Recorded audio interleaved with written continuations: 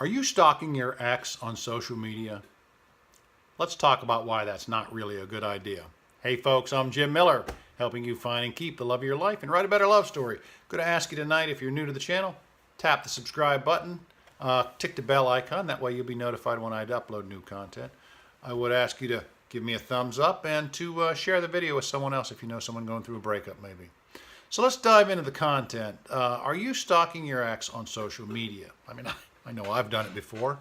I got an email from a guy who thinks that his ex is dating somebody else because she's posting these pictures of her with other guys on Facebook.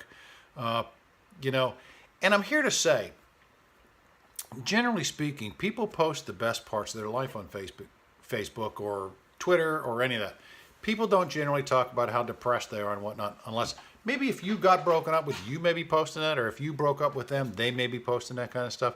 But for the most part, they don't do that. So ask yourself, I mean, really, what are you looking for? Are you looking for that sad lyric that they're posting, or that maintain your strength thing to know that they're struggling through the breakup? Chances are they are. I mean, depending on how long you were together, if they broke up with you or you broke up with them, they are probably struggling. I mean, breakups suck, let's just be honest.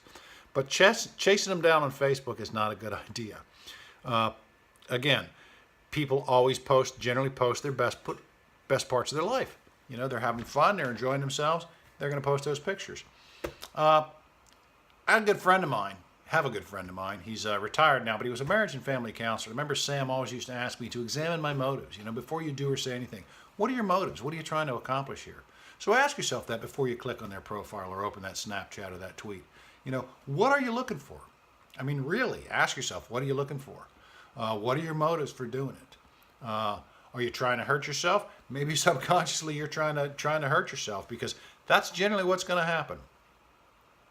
I got to a point with one ex that I ended up unfriending her because I would keep checking on it. She didn't post a lot of stuff, but you will do one of two things. Tell yourself this before you open their profile or before you click on whatever. You're either going to see something you don't care about or something that's going to hurt. You either don't care or it hurts. Prime example, and this is not really social media per se, but it's a friend of mine. His ex-wife lives in Florida and he's here in South Carolina. And it was probably a year or so ago. We'd been at some meeting downtown, and afterwards we're standing outside chatting, and he was telling me about his ex-wife, and he says, so I logged into her voicemail the other day, and I'm like, oh, you did not do that. And he goes, yeah, I did. I go, there's nothing good to be found there. I mean, just don't do that to yourself. And it's true. He heard 19 voicemail messages he could have cared less about, but he heard the one. He heard the one that crushed him. He heard the one that hurt. She was dating some guy. Now, they had talked about maybe getting back together at some point, but she was dating some guy, and he left her a voicemail. So don't do this. I mean, if you're either going to see something, again, you're going to hear or see something you don't care about, or you're going to see something that's going to crush you.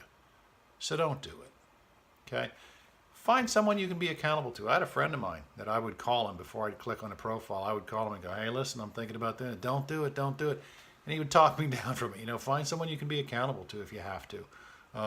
Block them. Delete their contact information. Whatever you have to do.